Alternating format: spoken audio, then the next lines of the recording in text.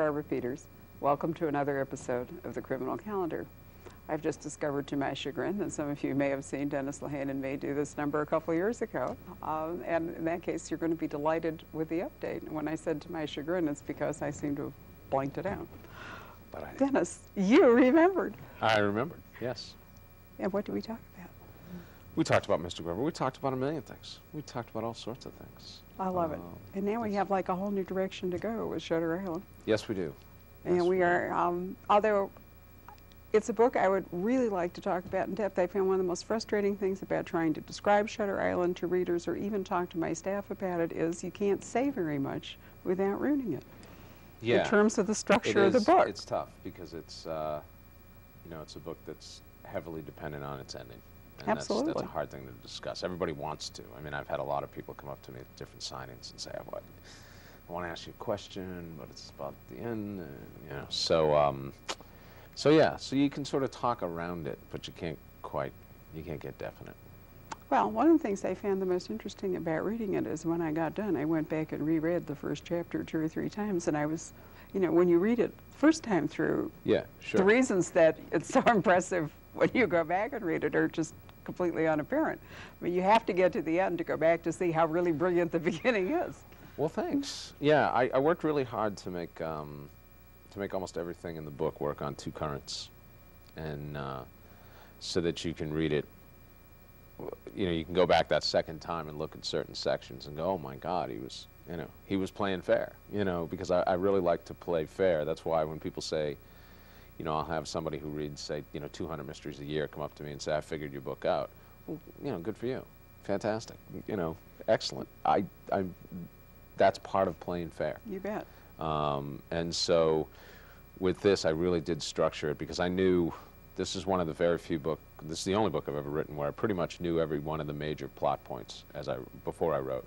You had this whole design in mind before you went into it? Yeah. It wasn't like a eureka moment at some point when you thought, well, if I twist it this way, I can do this? No, you couldn't. With that book, with Shutter Island, if I didn't know everything, then there's no way I could have written it in a way, you know, because it really is structured so that you can go back and you can look at all those scenes and you can say, oh my, he was putting it in here from the beginning.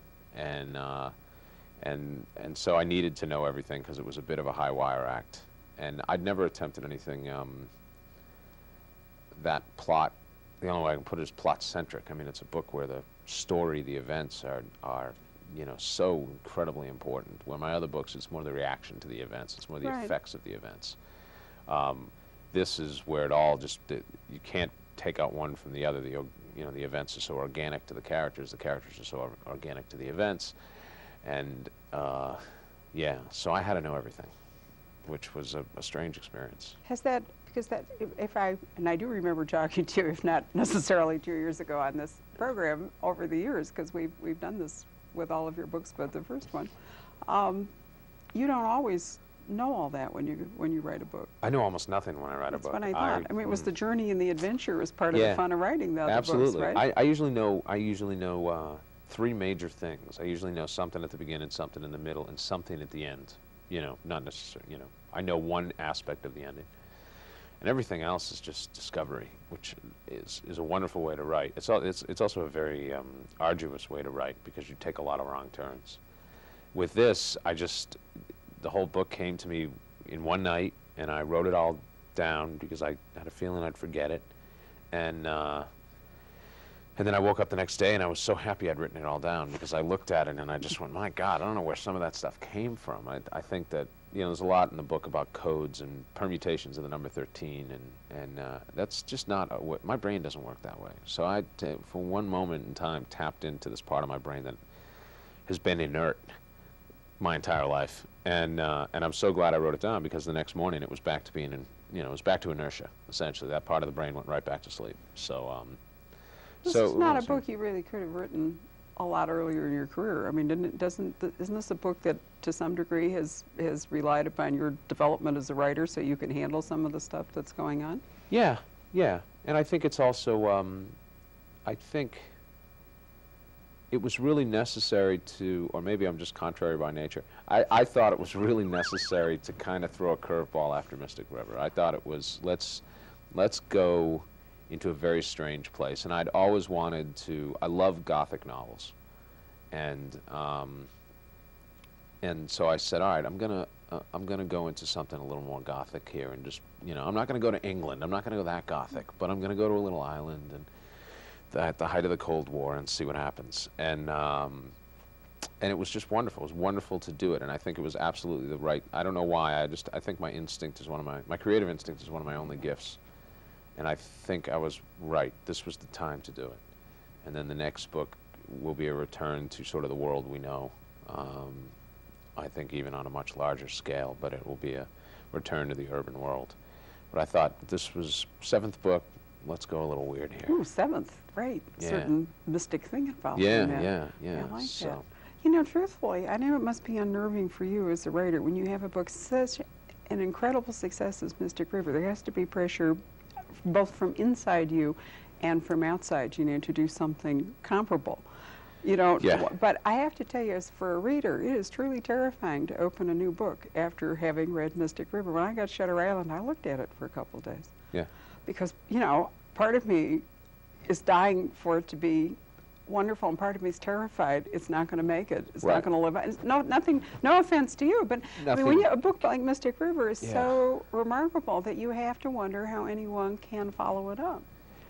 Yeah, I was aware of that. I was definitely, it was the first time I ever felt a certain pressure that didn't come from me alone. Sure. And then, so that's when I had this moment, which was a wonderfully freeing moment, where I just said, there's no way I can top this. I don't even want that to be part of the discussion. Right. And the way it would be part of the discussion is if I wrote another urban saga. Right. And so I said, all right, let's just go, let's just, you know, let's just shake it up. Let's cleanse the palate. Let's put something out there that's, you know, that's just so completely different that to compare it to Mystic River is almost silly, because they're just not comparable. Oh, you're apples and oranges. Yeah, Right. yeah. And so, yeah, I think that was one of the funnest things. I mean, I really I loved working on Shutter Island. I loved that I set out to, that I think I accomplished what I set out to accomplish, which was a book that works best on completely mythological lines. That if you don't get the mythology or the archetype of the book, you're not really going to get all that you can from it, which is fine. If you just read it as a straight thriller, great, have a great time, and that's wonderful. And I hope everybody enjoys it. And so far, people seem to be.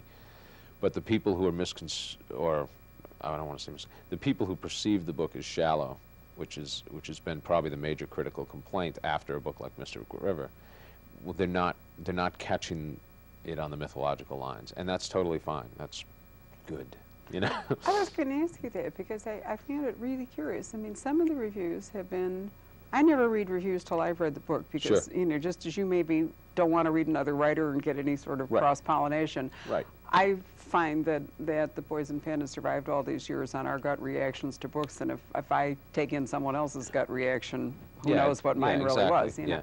So I always put all that. I even strip out all the stuff that comes with the publishing, you know, that the publisher sends me. I don't want to know. I would too, yeah. I'm Absolutely. I just want the book, you know. Yeah, the that's who I am. So there I was with it, and when I read it, I wondered if you would get a mixed reaction from it. And I've read some reviews. Of course, every reviewer has this problem that there's not a lot they can say about what they really want to talk about. Yeah, there's that.